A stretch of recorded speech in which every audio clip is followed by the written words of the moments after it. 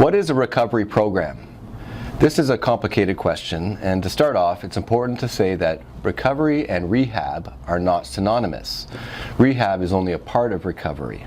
So recovery involves many things.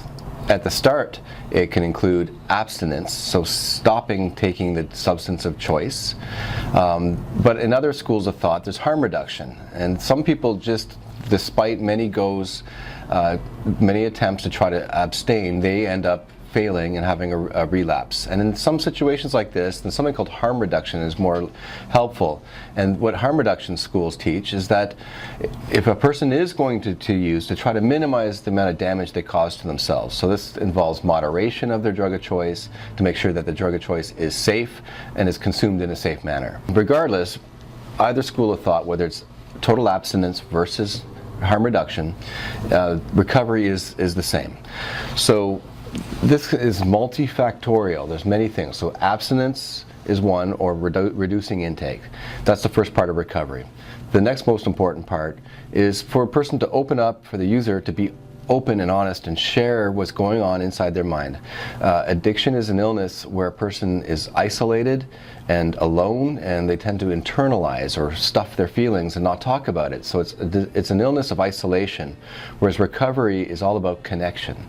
So this part, to connect with others, it's important to be honest, to take ownership, it feels good to share some of the most shameful things. A lot of people who are substance users end up hiding a lot. That's just a normal part of substance abuse. There's lots of lies, deception, manipulation, and it's important for others to realize this is a part of the illness. Instead of judging them, vilifying them, to understand that this is a normal part, this manipulation and the shame associated with it, the embarrassment. This person is doing this because they're embarrassed and shamed, so they don't want to other people to know. But in order to recover, it needs to be the opposite. The user, in order to reap the benefits of a good quality recovery, needs to fess up. And it feels good. I can speak from my own personal experience, that by sharing my feelings, sharing the dirty, dark secrets, the shame, the stigma, the things that I did that I thought were bad, when I share that in a safe environment, like with a room full of, or a small group full of other users, and they can lock onto that and they say, yeah, I did the same thing, and they smile and they nod and they forgive me.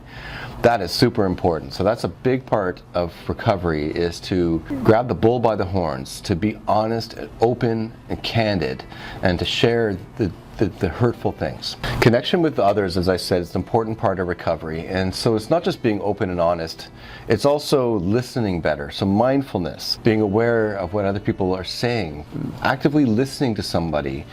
This is an important part of showing empathy. It's listening to them and trying to put myself in their place, because for them it helps them knowing that they're not alone. That's the powerful part about empathy. So mindfulness is to be aware of other people, is to be aware of my surroundings, and it's also to be aware of my own thoughts. So this is where we call cognitive therapy, or when it's my own actions, and it's cognitive behavioral therapy. And that's important when it comes to decision making. So part of my own recovery was learning how to recognize the poor decisions I was making during my active addiction, that I would take out stresses on myself, unresolved conflict, arguments with my wife or my family, unresolved conflicts at work. I would internalize it, not talk about it with anybody, and just medicate myself to avoid feeling it. And that is a very common theme amongst other substance users. So in that vein, it's important to speak out about it, to let people know what it is that I'm going through in my life. What are those stresses?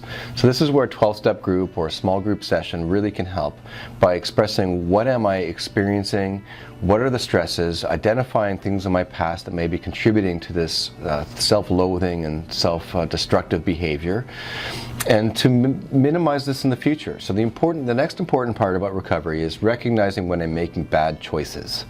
So I get derailed if I was to relapse. That's a clear, easy one. There are many times I've had cravings. They get better with time. But with the craving, it became important to realize if I continue to pursue this and glamorizing it and glorifying it and playing with it in my mind, that it's probably going to lead to a relapse. I learned to recognize when these happen all the time, to control them and just realize they're momentary, they will get better. And now, first they would last a few minutes, now they're maybe seconds. It takes a lot of practice. But my life gets derailed if I make poor decisions. So I need to listen to my conscience. My conscience knows best. During my active addiction, I didn't pay attention and I hated myself. I couldn't look at myself in the mirror. Self-loathing. And I don't want to feel that way about myself. I don't want to do anything that makes me feel bad about myself. So making good decisions by practicing good judgment, thinking ahead, playing the tape out is another expression, a tool that's used in rehab. And what that means is, if I am going to use, what's going to happen? And I've learned from experience several times by relapse that if I was to relapse, there's going to be a whole host of factors and anxiety and stress that I'm going to create for myself. And I don't want to live my life that way. I don't want to create more stress for myself. And it took me a few goes to realize that is what's going to happen. If I play the tape out, the end point is I'm going to feel like crap about myself. I'm going to start lying and deceiving others. I don't want to do that. I don't want to feel bad about myself. My recovery is a strong foundation. I build that up by paying attention to what I think is right, practicing self-discipline, and listening to my conscience. Recovery also involves balancing life with the things that I once liked. In the depths of my addiction, I tended to do this, and a lot of other people tended to isolate themselves from the things that they once loved. So recreational activities. For me, it's playing ice hockey, golf, tennis, hobbies. And so I lost those things. So in recovery, it's about finding those things. Playing ping pong. I did that, tons of that in rehab. And so it's important to have a balance in life, to have some recreation, have some entertainment, have some fun. At first it's difficult to think, well, how can I have fun if I'm not using my drug of choice or alcohol? But I can promise you it gets easier, and there's many ways to have fun without relying on drugs or alcohol. I promise you that. And in fact, I am more present. I in fact feel the joy and the enthusiasm and the laughter a lot more now, and when I'm clean. I don't need any substance to feel, to aid my way to enjoy like a camping trip.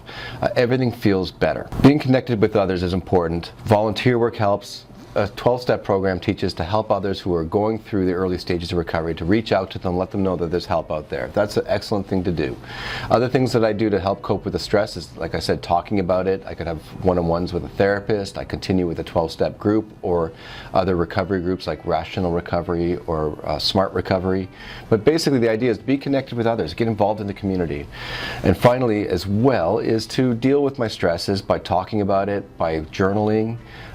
Meditation helps when I can't sleep at night and then my mind tends to be racing. I've gotten better at that as I've gotten older by meditating, just thinking about a geometric object, for example, and not allowing myself to get distracted. And every time I find myself racing again and thinking, ruminating, thinking about the same things over and over again and how I could have done things differently, I've discovered to recognize that and get back to that geometric object and to focus myself. It's a very challenging thing.